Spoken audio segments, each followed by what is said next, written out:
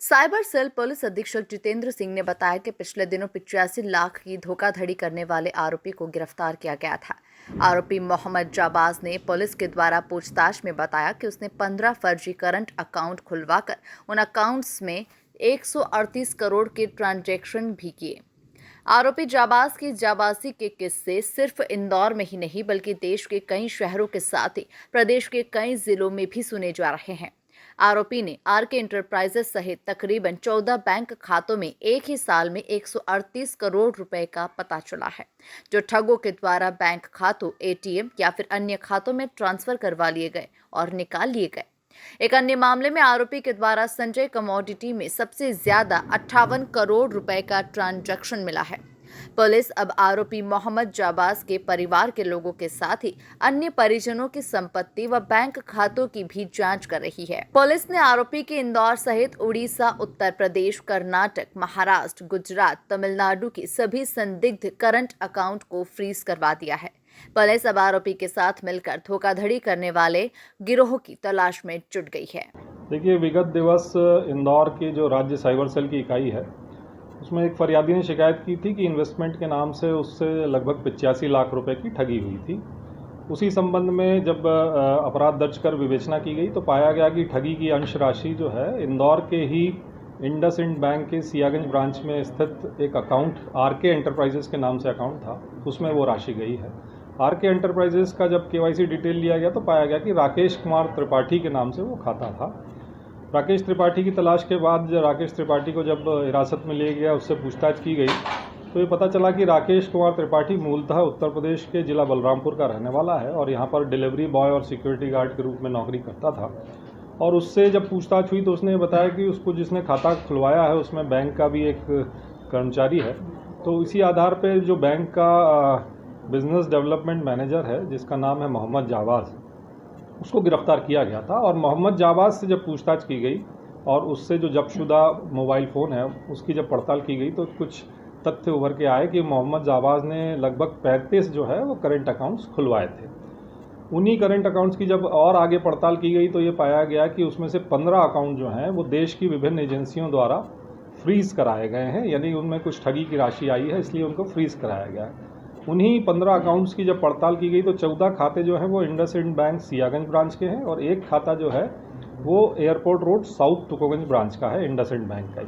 उन खातों में जो 9वें या 10वें महीने 2023 से लेकर जनवरी-फरवरी 2024 तक खुलवाए गए थे, कुछ खाते 2-3 महीने चले, कुछ खाते 4 महीने चले, उन खातों में कुल जो रकम आई जब उसका हिसाब बैंक द्वारा हमको दिया गया तो बैंक की जानकारी के अनुसार उसमें लगभग 138 करोड़ का ट्रांजैक्शन जो है उन खातों में हुआ है, जिनपे की राज्य की एजेंसियों द्वारा, पुलिस एजेंसियों द्वारा फ्रीज लगाया गया है। और वो जो संदेहास्पद राशि है वो विभिन्न राज्यों के अलग अलग अपराधों, अलग अलग शिकायतों से संबंधित है।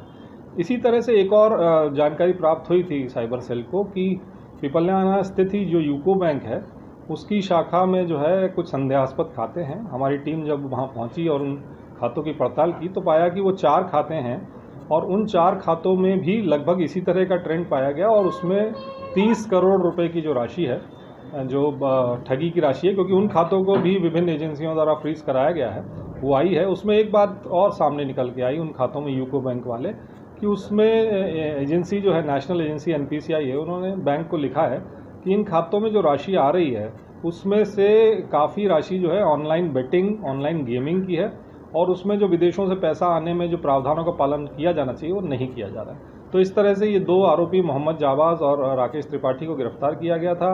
मोहम्मद जाबाज जो खुद एक बिजनेस डेवलपमेंट मैनेजर था, उससे ये पता चला कि उसने करंट अकाउंट खुलवाए। उन करंट अकाउंट में काफ़ी मात्रा में राशि जो आई है। अभी इस मामले में और भी बैंक कर्मियों के लिप्त होने की जानकारी हमें प्राप्त हुई है। हमारी विवेचना आगे बढ़ रही है। सर, ये जो डिलीवरी बॉय है इसको खाते खोलने का तो चूंकि इसका एक सेविंग अकाउंट खोला गया और फिर एक करंट अकाउंट खोला गया तो इसको जो है लालच दिया गया था। इससे जो पूछताछ हुई उसमें ये लालच दिया गया था, 1 लाख रुपए का इसको लालच था कि 1 लाख रुपए इसको मिलेंगे।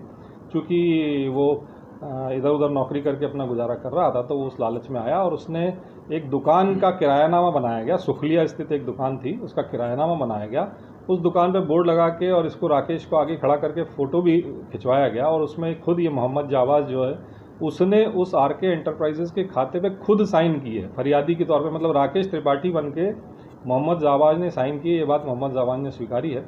उस संबंध में भी विवेचना की जाए। ये अकाउंट्स जो है सर, इसका उपयोग क्या था? क्या इसको खरीदा जाता था, इन अकाउंट्स को बेचा जाता था, क्या? देखिए, जो प्रारंभिक हमारी पूछताछ हुई है उसमें ये जानकारी सामने आई है कि टेलीग्राम जो चैनल है उस पर ऐसे ठग हैं जो user name password, current accounts के यूज़र नेम पासवर्ड मोटी रकम देके खरीदते हैं। इसी गिरोह के कुछ सदस्य जो भी हमारी पकड़ से बाहर हैं, उनको फरीदाबाद पुलिस ने पकड़ा था। तब उन्होंने वहाँ स्वीकारा था कि उन्होंने लगभग 12 लाख रुपए में एक और खाता है जो इसी ब्रांच में इंडसइंड की खुलवाया गया था, गढ़वाल एंटरप्राइजेस। वो खाता उन्होंने 12 लाख रुपए में वो टेलीग्राम पे यूज़र नेम पासवर्ड उसका बेचा था और उसके पैसे का बंटवारा हुआ था। उसमें ये बात भी आई थी, हालांकि उसकी हमें पुष्टि करनी है, कि वो जो खाता बेचा गया था वो दुबई में बैठे ठगों को बेचा गया था।